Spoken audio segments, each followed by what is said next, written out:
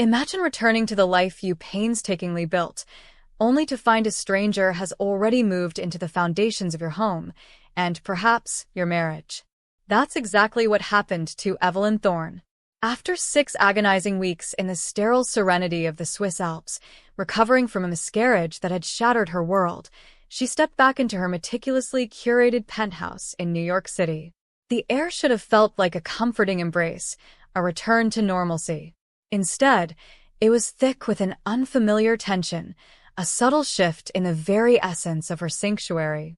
Julian Thorne, her husband, a titan in the tech world known for his ice-cold efficiency and equally chilling charm, greeted her with his usual practiced affection. He was always in control, always one step ahead, a fact Evelyn had once found reassuring. But that reassurance crumbled the moment she saw her. Standing in Evelyn's gleaming, state-of-the-art kitchen, a space Evelyn considered her own quiet dominion, was Amara. Julian introduced her as the new, specialized estate manager, a title that sounded important but felt utterly foreign. Julian explained that Amara was there to alleviate Evelyn's domestic stress, a phrase that, coming from him, felt less like consideration and more like a carefully crafted excuse. Amara, a striking black woman with an almost regal posture, didn't fit the mold of any housekeeper Evelyn had ever known. There were no telltale signs of scrubbing or polishing, no standard uniform. Instead, she moved through their expansive penthouse like a phantom, her presence acknowledged and, more disturbingly, sanctioned by Julian in a way that pricked at Evelyn's nerves. It was an intimacy that hadn't been earned, an intrusion that felt deeply personal. Days bled into a week, then 2. Evelyn watched, her suspicion coiling tighter with each passing interaction. Amara was always present, yet always discreet, a shadow in her own home. Julian's attention towards her, though subtle, was constant, a low hum beneath the surface of their polished lives. Evelyn tried to voice her unease, to question Julian about the specifics of Amara's role, but he would dismiss her with a wave of his hand, attributing her concerns to her fragile state after the miscarriage. It was a familiar tactic, one he'd perfected to subtly undermine her perceptions. But this time, Evelyn couldn't shake the feeling that something far more sinister was unfolding beneath the veneer of domestic order. She felt like a guest in her own life, observing a play she hadn't rehearsed, with Julian as the director and Amara as the lead. What twisted script was Julian writing, and why did Evelyn feel like she was rapidly losing her role? What do you think of Julian's actions so far? Let me know in the comments below. Just when Evelyn thought her unease couldn't deepen, it transformed into outright horror. It started as many chilling discoveries do, in the mundane. She was in the communal pantry, a space she rarely frequented, opting instead for fresh deliveries managed by the previous staff. Reaching for a rare artisanal tea she'd forgotten she owned, her fingers brushed against a small, amber-colored bottle tucked away behind a stack of gourmet coffee beans. Her heart seized. Prenatal vitamins. In her pantry. For a fleeting, desperate moment, she wondered if Julian, in his calculating way, had somehow managed to get her a new prescription, a new hope she knew she wasn't ready for. But the label, the subtle design, it wasn't hers. It felt foreign. A cold dread began to seep into her bones, replacing the simmering suspicion with a more primal fear. Who were these for? And why were they hidden? That night, sleep was an impossibility. Every creak of the old penthouse, every distant hum of the city, seemed to amplify the frantic beating of her own heart. Unable to rest, she wandered the silent halls, a ghost in her own home, until a faint murmur caught her attention. It was coming from Julian's private study, a room usually sealed off, a fortress of his intellectual pursuits. The door was ajar, just a sliver, and through it, she heard voices. Julian's, low and resonant, and another, softer, but unmistakably Amara's. She froze, every fiber of her being screaming at her to run, but a stronger, darker compulsion held her captive. Julian's voice drifted out, calm and measured, yet laced with an unsettling intensity. He spoke of the legacy, a phrase he'd used before to describe his ambition, but now it carried a different weight, a more personal, almost sinister resonance. Then came the timeline, a cold, clinical reference that sent shivers down Evelyn's spine. The words were fragmented, impossible to fully piece together, yet their implication was a brutal punch to her gut. It wasn't just about an affair, it was about something far more calculated, far more premeditated. The air grew heavy with unspoken dread. The prenatal vitamins, the whispered conversation, Amara's cryptic presence, it all converged into a terrifying clarity. When Evelyn finally confronted Julian the next morning, her voice trembling but resolute, she expected denial, anger, perhaps even a plea for forgiveness for a sordid affair. What she received was far, far worse. Julian didn't apologize. He didn't even bother to feign regret. He simply smiled, a chillingly detached expression that revealed the abyss of his cold ambition and delivered the truth that would shatter Evelyn's world into a million irreparable pieces. What unspeakable revelation was about to come from Julian's lips, and how would Evelyn ever recover? The moment Evelyn had been dreading, yet desperately needing, finally arrived. The morning light, usually so bright and optimistic in their penthouse, now felt like an unwelcome spotlight on a brutal stage. Evelyn stood before Julian, her resolve a fragile shield against the storm brewing inside her. She laid out her evidence, the vitamins, the whispered words she'd overheard. She braced herself for an explosion, a denial, anything but the calm, almost serene smile that spread across Julian's face. Julian didn't apologize. There was no flicker of guilt in his eyes, no attempt to explain away what Evelyn had discovered. Instead, his smile widened, a clinical, almost academic detachment in his gaze that sent a fresh wave of ice through her veins. He spoke, his voice even and controlled, as if discussing a business acquisition rather than the demolition of his wife's trust. "Evelyn," he began, "since you, unfortunately, could not provide an heir, I took logical steps to ensure the Thorne bloodline."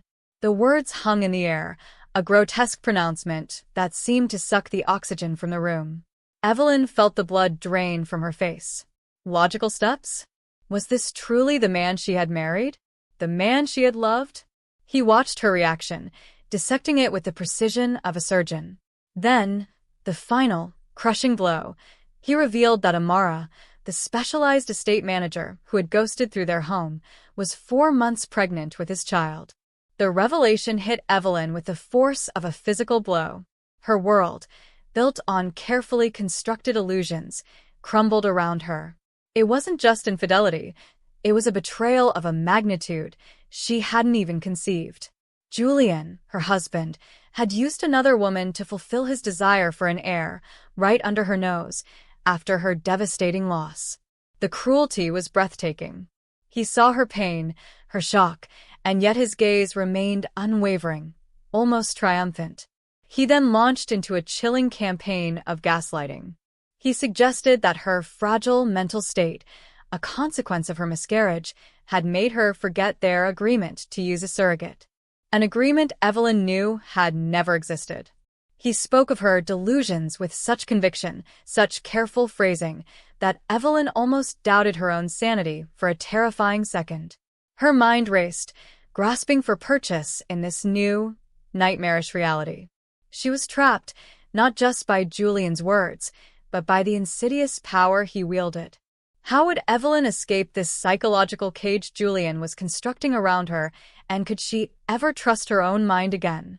Julian's campaign of psychological warfare began to escalate with terrifying speed. The man Evelyn had married, once a partner, was now her jailer, albeit one who offered a gilded cage. He started by subtly restricting her access to their shared bank accounts, then moved to more overt controls, claiming it was all for her own health, a necessary measure given her fragile state. Her calls were monitored, her outings scrutinized.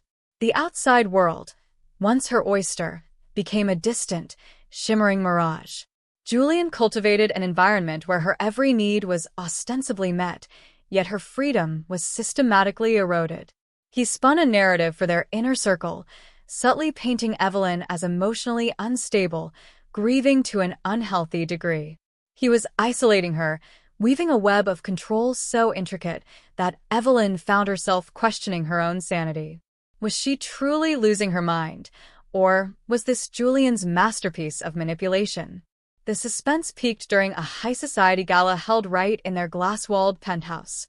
The place was teeming with the city's elite, a glittering facade masking the dark currents beneath. Evelyn, dressed impeccably, felt like an actress in a play she hadn't written. She scanned the room, a familiar knot tightening in her stomach, searching for Amara. And then she saw her. Amara, not in a staff uniform, but in a flowing, elegant gown, artfully chosen to disguise her growing bump. She was acting as a server, blending seamlessly into the background, yet Evelyn could feel Julian's eyes on her, a proprietary hunger in his gaze that made her stomach churn. He was hiding Amara in plain sight, flaunting his perverse victory, turning his wife's home into a stage for his elaborate deception. The air thickened with unspoken danger, the glittering lights of the gala now feeling like a trap closing in. Driven by a desperate impulse, Evelyn knew she had to act. She had to confront Amara, to appeal to her, to somehow break free from Julian's suffocating control. During a momentary lull in the gala's chaotic energy, Evelyn spotted her chance. Amara was heading toward the library, perhaps for a brief respite. Evelyn followed, her heart pounding a frantic rhythm against her ribs. What would Amara say? Would she be an unwitting pawn, or something far more complicit? What secrets was Amara truly holding, and could Evelyn use them to her advantage? Evelyn moved through the shadows of her own home like a predator, her silk gown whispering against the marble floors as she cornered Amara in the dimly lit library. She had a check ready, a sum of money large enough to change a life, intending to buy the woman's disappearance. But the moment their eyes met, the air in the room shifted. Amara wasn't the cold, calculating homewrecker Evelyn had imagined. She was trembling, not with guilt, but with a raw, jagged terror. The check fluttered from Evelyn's hand, forgotten, as Amara's composure finally shattered, revealing a truth far more twisted than a simple affair. The check fluttered from Evelyn's hand, forgotten, as Amara's composure finally shattered, revealing a truth far more twisted than a simple affair. Julian hadn't just hired Amara. He had targeted her. He'd scouted her for her brilliant academic background and impeccable health, then dangled a lifeline, the payment of her family's crushing debts, only to pull the trap shut. Amara wasn't a mistress. She was a prisoner of a high-tech fortress, her every move logged by the very smart home systems Julian had designed to protect them. She looked at Evelyn not with malice, but with the desperate eyes of a fellow captive. But Julian Thorne, in his infinite arrogance, had underestimated the woman he thought he'd bought. Amara hadn't just been sitting in that gilded cage. She had been picking the lock. With a shaking hand, she pulled a small, encrypted drive from the lining of her gown. She revealed that she'd been subverting Julian's own smart home technology, turning his surveillance into his own personal executioner.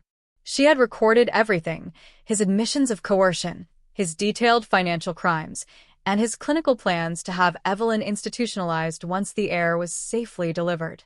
The specialized estate manager was actually an undercover record keeper of his downfall. In that moment, the library transformed from a sanctuary into a war room. Evelyn stared at the drive, the weight of Julian's betrayal finally manifesting as a cold, sharp blade of clarity. They weren't rivals competing for a man's affection. They were two assets on a balance sheet, waiting to be liquidated. Amara's voice was a frantic whisper, explaining that the high-tech security system, the Thorn Sentinel, was programmed to recognize Evelyn as mentally unstable, meaning any attempt she made to leave would trigger a lockdown and a call to a private sanitarium. They were trapped inside a machine designed by the man who claimed to love one and own the other. Outside, the New York sky turned a bruised purple as a massive storm began to roll in, mirroring the chaos within the penthouse. The windows rattled under the force of the wind, a reminder of the world they were currently barred from. Amara revealed the final piece of her plan. The storm was their only window. The Sentinel ran on a primary power grid that Julian had foolishly left vulnerable to extreme weather surges. If they could reach the server room during a power dip, they could override the locks before the backup generators kicked in. But they had to move now, before the gala ended and Julian came looking for his property. The air crackled with electricity, both from the storm and the desperation of their pact. Evelyn looked at Amara's pregnant silhouette and then at the door where Julian, the man who viewed them as mere vessels for his legacy, was surely waiting. The choice was no longer about saving her marriage, it was about saving their lives. As the first crack of thunder shook the floorboards, the lights flickered and died, plunging the opulent library into a terrifying, absolute darkness. Would they find their way through the labyrinth of a darkened mansion, or would Julian catch them before they even reached the door? The darkness was total, a heavy shroud that smelled of ozone and expensive floor wax. In the silence that followed the power failure, the only sound was the frantic breathing of two women who had nothing left to lose. Evelyn reached out, her hand finding Amara's in the dark, a solid, grounding connection in a world that had turned upside down. "Follow me," Evelyn whispered, her voice no longer fragile, but forged in fire. She knew the layout of this penthouse better than anyone. She had spent years decorating every corner of her own prison. They navigated the labyrinthine corridors, avoiding the main hall where the gala guests were being ushered out by Julian's security team using flashlights. The penthouse felt different in the dark, larger, more predatory. As they reached the glass-walled nursery, a room Julian had already filled with high-tech cribs and cold, clinical monitors, the backup generators hummed to life. The emergency red lights bathed the room in a bloody hue. And there, standing by the door, was Julian. He didn't look angry.